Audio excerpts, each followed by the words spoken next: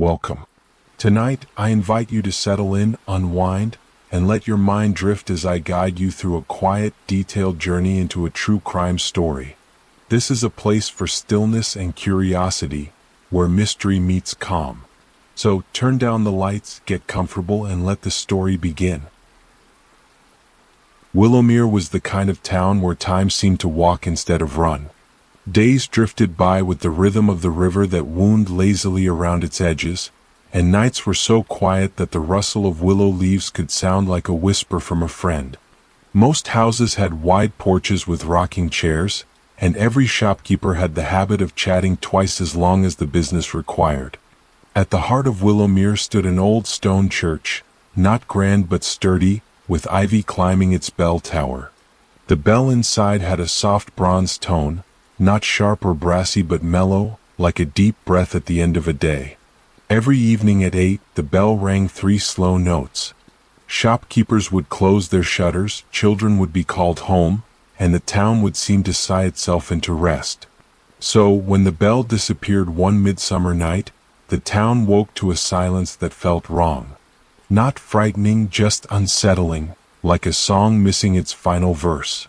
Constable Reed was the one everyone turned to. He was not a young man nor a fast one. His mustache had gone gray, his hat had a small dent, and his lantern creaked when he swung it. But he had patience, and patience in Willowmere was more useful than speed. That morning, Reed stood by the empty bell tower with a group of townsfolk. Mrs. Hart, the baker, folded her arms. "It can't have simply walked off," she declared. Mr. Lowell, the schoolteacher, adjusted his spectacles nervously. "Perhaps it was taken?" he whispered, as though the word itself might invite trouble. Reed only nodded slowly, tapping his chin. "Things don't vanish without leaving some trace," he said. "Let's take our time and see what the town has to say." And with that, he set off down the cobblestone street, lantern in hand, beginning the gentlest investigation Willowmere had ever known. Constable Reed's first stop was always the bakery. Not because he suspected Mrs. Hart, but because she was up before sunrise and saw more of the town's comings and goings than anyone else. The bell had last been heard at 8 o'clock the night before. If anything unusual had stirred after that, Mrs. Hart would know. The bell over her bakery door chimed as Reed entered, the scent of warm bread filling the little shop. Mrs. Hart was dusting flour from her apron, cheeks rosy from the ovens. "Ah, Constable," she greeted. "Come for your roll or your questions?" "Both, if you don't mind," Reed said with a smile.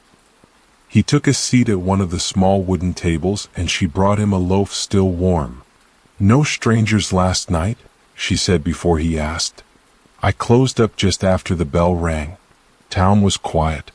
Though," she paused, brushing a strand of hair back, "I did see young Thomas and Clara running down the lane just before dusk, carrying something wrapped in cloth. Children's mischief, I expect."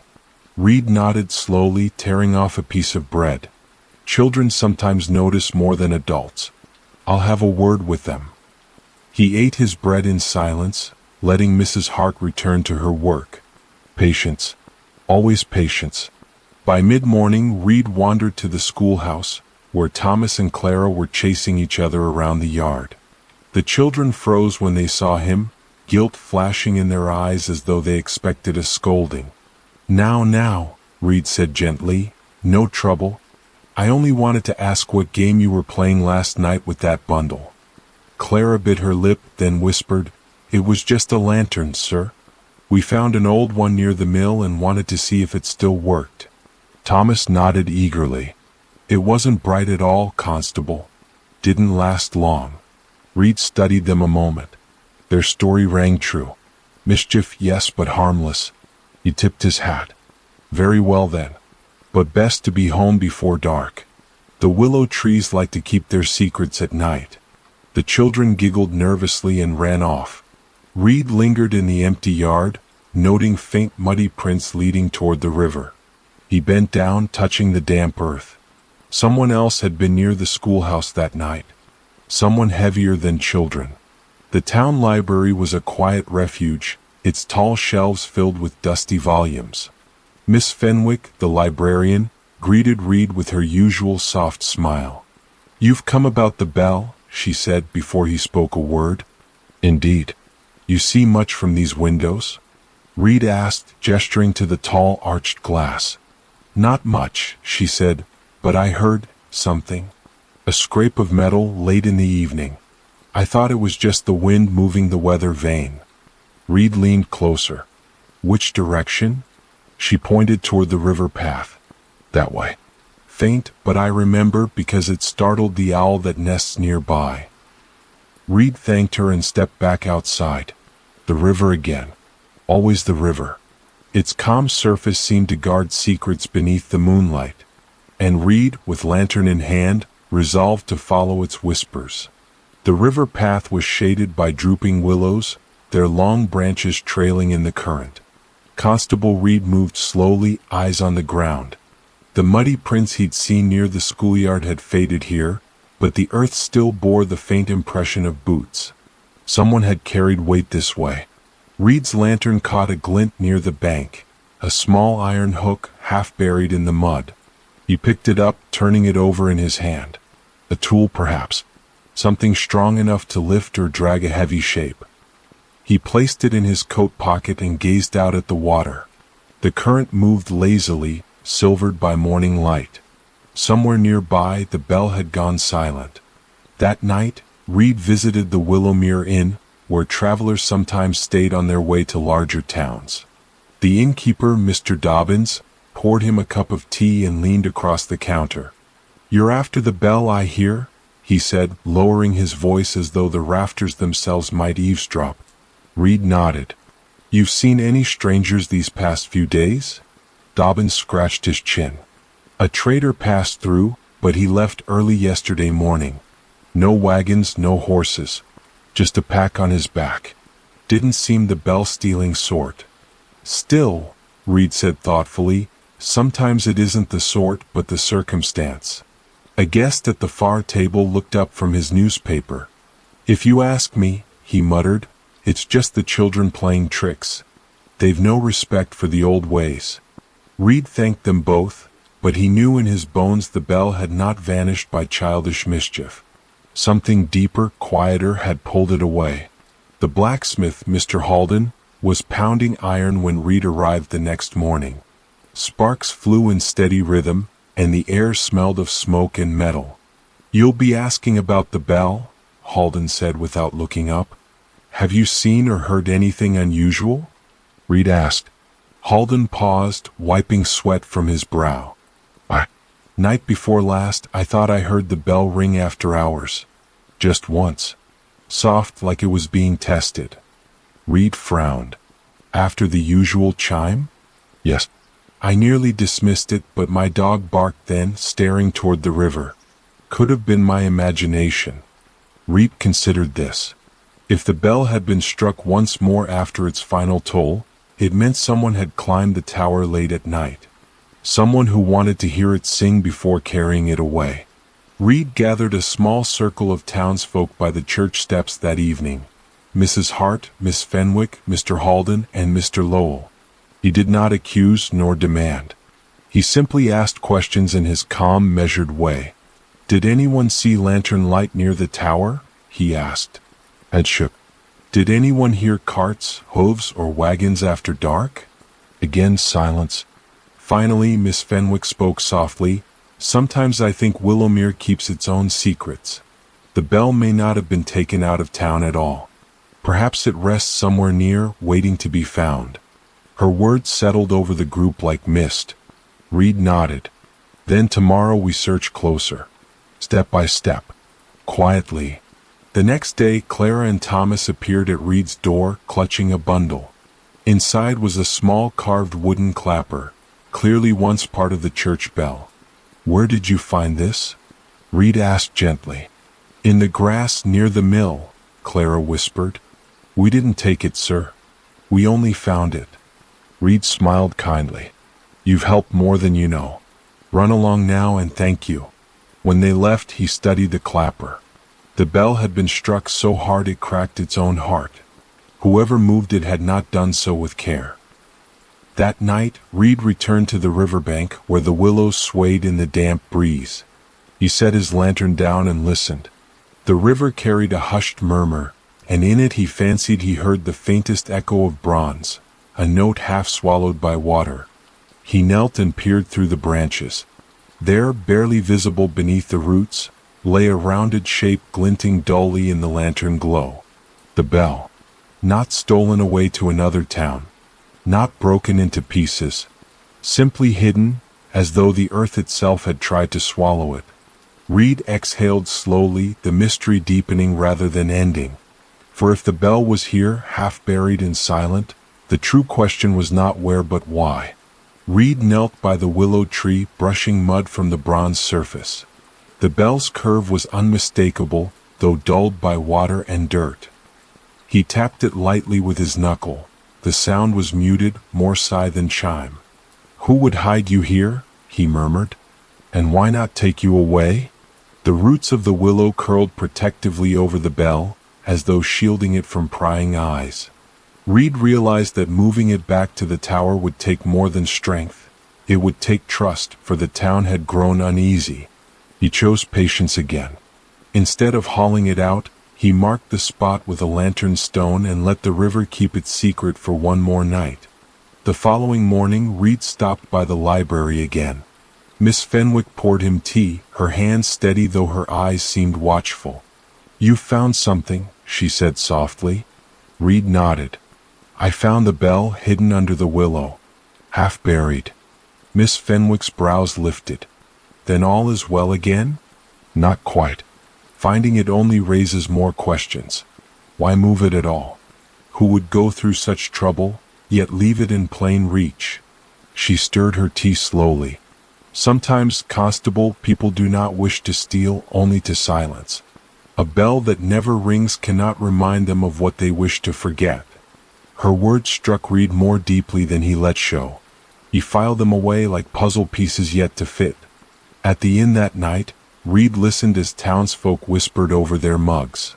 Perhaps it was youngsters daring each other, one man said.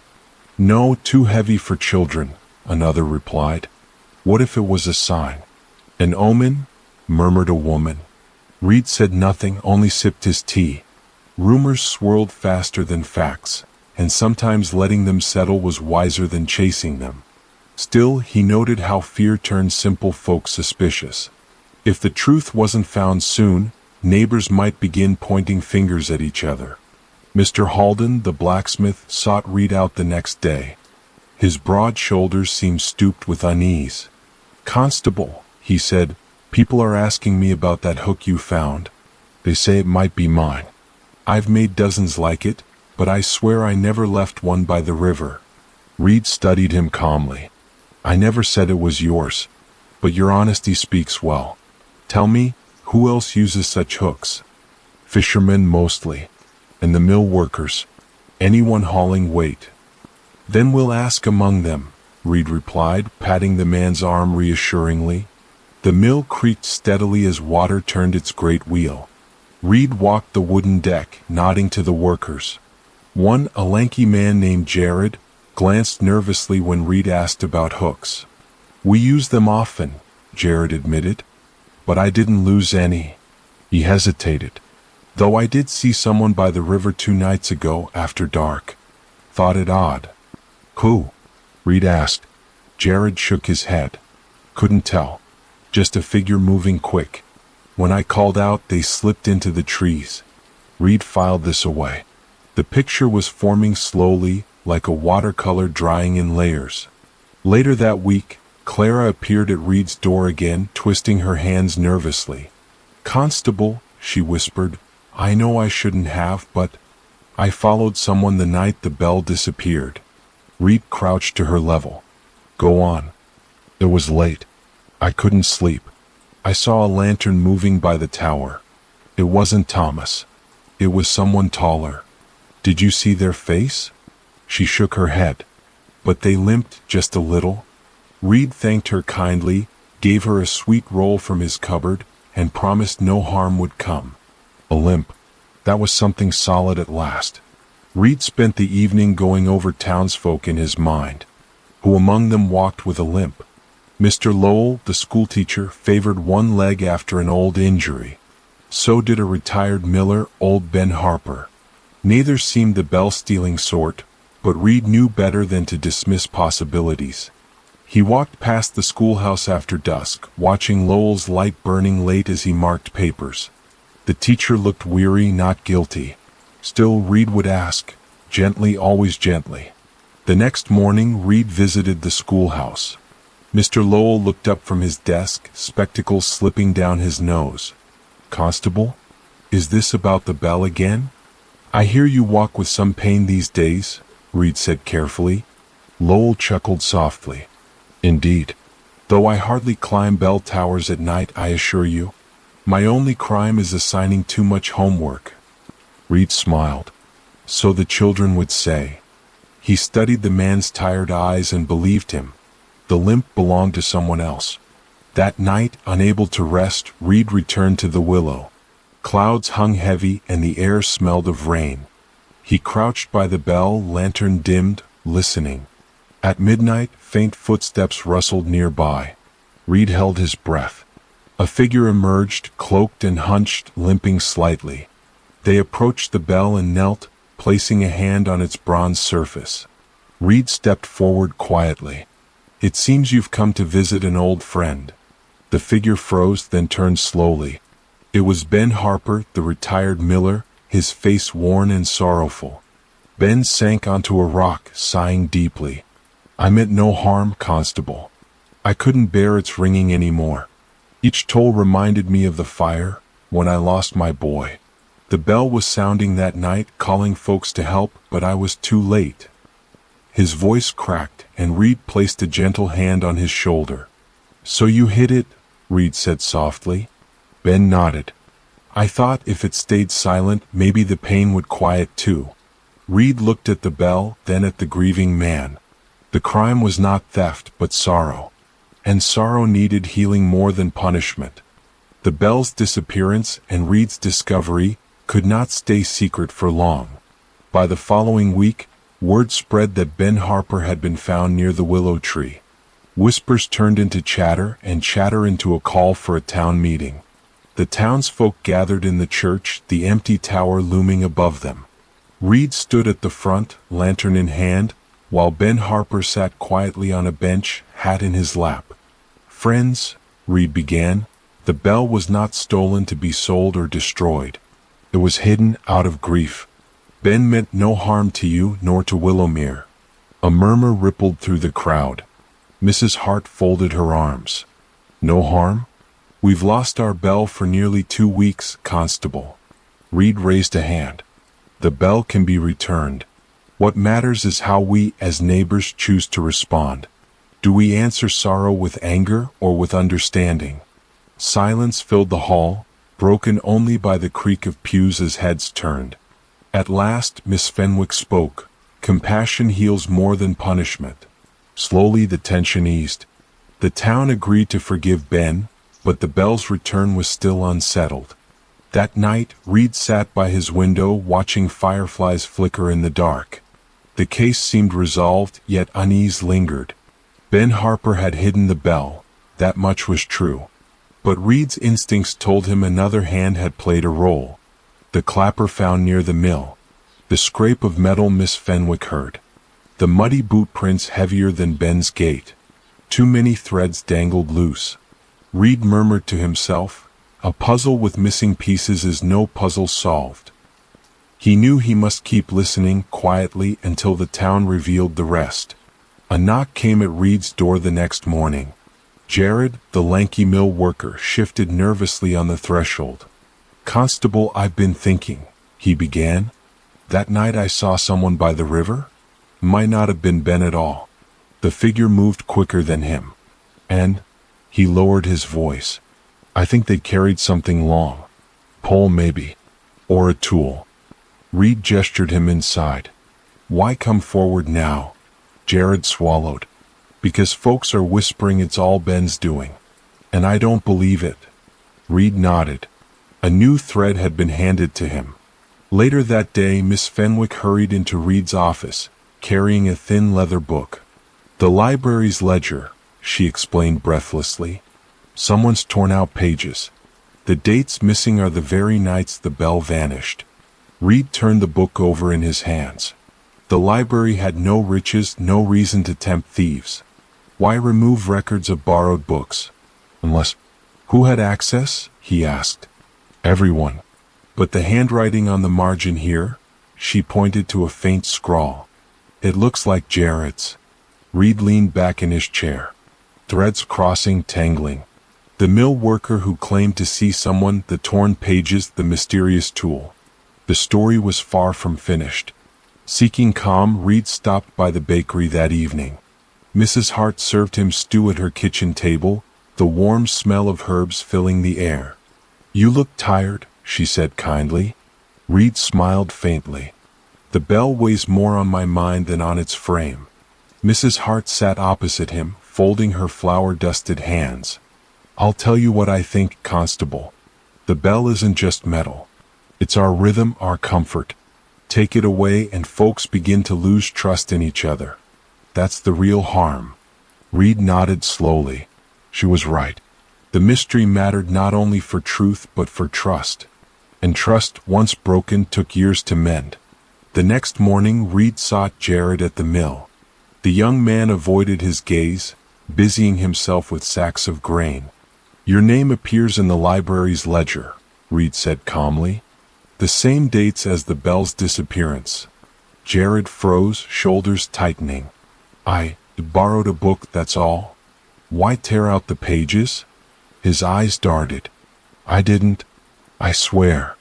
Reed studied him quietly, letting the silence stretch until Jared squirmed. At last, the mill worker muttered, "I was near the tower that night, yes. But I wasn't alone. Someone else was there first." "Who?" Jared's voice dropped. "Miss Fenwick." That evening, Reed returned to the library. Miss Fenwick looked up from her desk, calm as ever, though her hands stilled on the pages she was sorting. "You were seen by the tower," Reed said gently. She met his gaze without flinching. "Yes, I went there. I heard the bell ring once late. I thought I saw a shadow near the tower, but when I approached, the figure was gone." "Why not tell me before?" Her lips pressed thin. "Because the town leaps to suspicion. I will not be another name on their whispers." Reed believed her, but her omission deepened the puzzle. Back at his office, Reed pulled out the hook he'd found by the river. Something about its shape nagged at him. He cleaned the mud carefully and noticed faint scratches along the side, as though it had been struck against stone repeatedly. Not just a fishing tool, it had been used to pry. He imagined the bell tower door, old and swollen with age. Such a hook could force it open. Which meant the culprit had come prepared, not in grief or chance, but with intent. Reed's lantern flickered low as realization set in. Someone had planned the bell's removal long before Ben Harper ever touched it. That night a storm rolled in. Rain lashed the windows and thunder echoed over the hills. Reed paced his small office, thoughts colliding like the storm outside. Ben's sorrow explained hiding the bell, but not its removal. Jared's nervousness suggested knowledge, if not guilt. Miss Fenwick's silence shielded her from gossip, but why the missing ledger pages? And then there was the limp. The shadow Clara saw might yet belong to someone else entirely. The storm raged on. Reed resolved. Come morning he would gather every thread and begin to weave them into truth. With the rain cleared, Reed called another meeting, smaller this time. Ben Harper, Jared, Miss Fenwick, and Mrs. Hart sat in the dim light of the library's back room. "I've listened to each of you," Reed said slowly. "Pieces of truth, half hidden, like stones in the river. Tonight we lay them together." He placed the hook, the torn ledger, and the bell's broken clapper on the table. "These are the fragments. Until we fit them, the bell will remain silent, and so will our trust."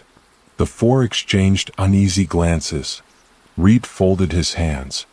"Tell me one by one everything you've kept back." The mystery was about to deepen again. The small room was hushed as lantern light flickered across the faces gathered. Ben Harper cleared his throat, his voice gravelly. "I've no more secrets, Constable. I hid the bell because I couldn't bear its sound. That's the whole truth." Reed studied him gently. "And before you hid it? Who placed it by the willow's roots?" Ben looked down at his hands. "I found it there already. I only dragged it deeper into the mud." A ripple of surprise passed around the table. Reed nodded slowly. A piece had fallen into place. Ben had hidden the bell, yes, but someone else had brought it there first. Miss Fenwick sat very still, eyes steady behind her spectacles. "I tore no pages from the ledger," she said calmly. "But I did see who borrowed books that night. Jared, yes, but also Mrs. Hart." The baker stiffened. "What are you implying?" "Nothing more than fact," Miss Fenwick replied. "You were both near the library the night the bell vanished." Reed raised a hand. "This is not to accuse, only to trace. Truth lies in footsteps, not in guesses." He turned to Mrs. Hart. "And what were you doing at the library so late?" Mrs. Hart's cheeks flushed pink. "I came for a recipe book," she admitted. "I was too ashamed to say so for fear of seeming foolish. But yes, I borrowed it after hours. Miss Fenwick left the door unlocked for me." Her voice softened. "When I left, I heard a sound by the tower, a scrape of wood on stone.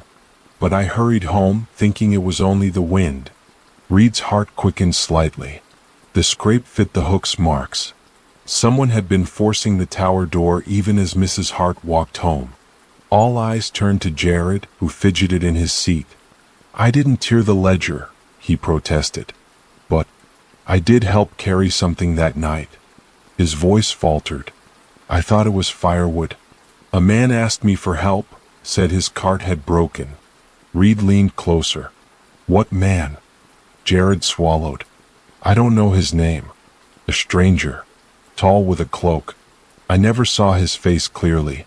He told me to lift one end and we dragged it toward the river. Only later did I realize it was the bell." The room grew still. For the first time an outsider entered the tale. Reed spoke softly, almost to himself. "A stranger. Tall.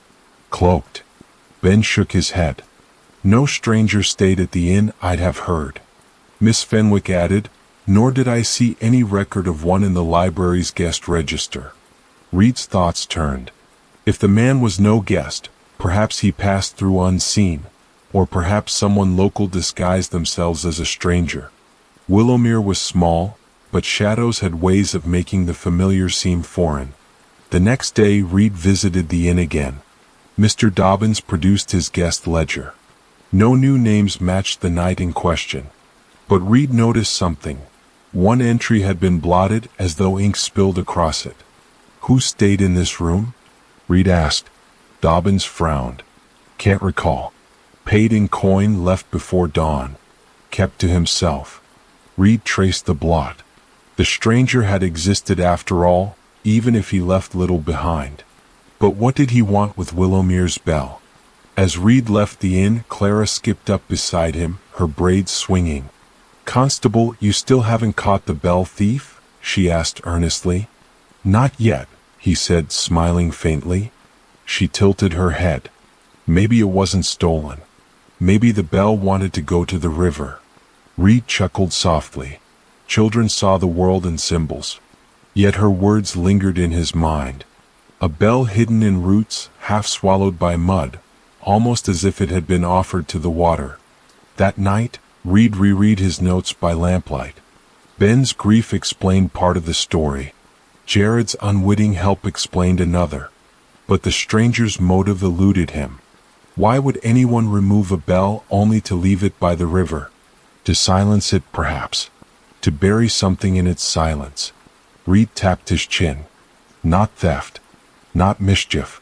A message. But for whom? At dawn, Reed returned to the willow. The storm had swollen the river, tugging at the bell where it lay. As he crouched to inspect it, he noticed something new. A strip of cloth caught on a root. Dark, coarse, and soaked through. He pulled it free, realizing it was a fragment of a cloak. The stranger's cloak. Reed pocketed the cloth, straightening slowly. Somewhere in town, a cloak with a torn hem would match this piece. The bell's silence was nearly at an end. That evening, Reed stood once more before the townsfolk. He laid the cloth fragment on the table beside the hook and the clapper. "We are closer," he said gently. "The bell's story is not yet whole, but it is speaking. A stranger came to Willowmere, aided by one among us. He sought not to take, but to silence. And he left part of himself behind. The room was quiet, breaths held. Some faces showed fear, others curiosity. Reed's eyes swept over them. Somewhere in this gathering, a cloak hung with a missing piece. And with it, the truth of why the bell had been carried to the river. The following morning, Reed walked the lanes of Willowmere slowly, watching each passerby. Most wore simple coats or shawls, patched and mended. But when Mr. Halden the blacksmith stepped from his forge, Reed's gaze sharpened. The hem of his heavy cloak bore a jagged tear. Halden noticed the look. "Something on your mind, constable?" Reed nodded toward the cloak. "Might I compare a piece of fabric?" Halden hesitated, then agreed. Reed pressed the fragment he'd found against the tear. The fit was exact. The townsfolk gathered quickly when Reed called. Halden stood in the center, shoulders broad, jaw set. "Yes, it is mine," Halden admitted quietly. "I was there by the river. But I swear I did not mean harm. I only wished for peace." Reed's voice was calm. "Tell us everything." Halden sighed. "The bell rang each dawn, waking me from dreams I could not bear. My wife passed last winter, and each chime was like a hammer on my chest. I tried to live with it, but one night, I could not. So I went to the tower." Gasps rippled through the crowd. Reed leaned forward. "And the stranger Jared spoke of? Who was he?" Halden's eyes softened. "There was no stranger. It was me." I pulled my hood low. "The boy thought me someone else, and I did not correct him. I asked him to help me move the weight, and together we dragged it. When he left, I pushed it beneath the willow roots." Jared's face paled. "You tricked me." Halden bowed his head. "Forgive me, lad. I never meant to burden you with it." Miss Fenwick whispered, "All this time, you bore such grief alone." Halden's hands clenched. "I thought silence would heal me. But when I hid the bell, I only made the town restless. I see that now." Reed spoke softly. "The bell's weight was never meant to rest on one man's shoulders. You might have asked for help." Halden's eyes glistened, but he said nothing more. That evening, Willowmere gathered beneath the church tower. The bell lay half buried still, the river tugging at its bronze curve. Reed asked them plainly, "Shall it ring again, or shall it rest forever?" Voices murmured. Some longed for the familiar chime. Others feared the sound would awaken sorrow anew. At last, Clara piped up, her child's voice clear, "Maybe we should let it rest a while. Bells need sleep too." A gentle laugh rose among them, easing the tension. It was agreed. The bell would not be rehung, but neither would it be left to sink unseen. Together they would lift it from the roots, clean it, and set it in the meadow as a monument, silent but present, a reminder of time, loss, and community. Reed watched as neighbors planned the work, each offering tools, ropes, and hands. What had begun in suspicion was ending in shared purpose. That night, Reed sat by his lantern, writing the final notes in his ledger. The bell was not stolen. It was hidden by grief, disguised by silence. It belongs now to the town, not the tower. He closed the book and listened. For the first time in many days, Willowmere was quiet. But it was no longer the uneasy quiet of suspicion. It was the calm of acceptance. The next morning, the townsfolk gathered with ropes and pulleys. Reed guided gently, but it was their hands that did the work. With straining shoulders and steady breaths, they raised the bell from the mud. Water poured from its mouth as though the river itself sighed in release. They rolled it to the meadow where the grass shone with dew. There it rested, gleaming softly in the rising sun. When dawn came the following day, no chime rang out. Instead, the birds sang over Willowmere, and neighbors greeted each other with warmth. Children ran to play near the silent bell, their laughter carrying farther than any toll. Halden stood apart, but Clara ran to him, tugging his hand. "It's still beautiful," she said, even without a voice. Halden smiled through tears. "Aye, lass. Maybe more so." Constable Reed walked the river path one last time, the willows swaying above him. He touched the hook in his pocket, the cloth, the clapper, relics of the mystery. Then he let them fall one by one into the water.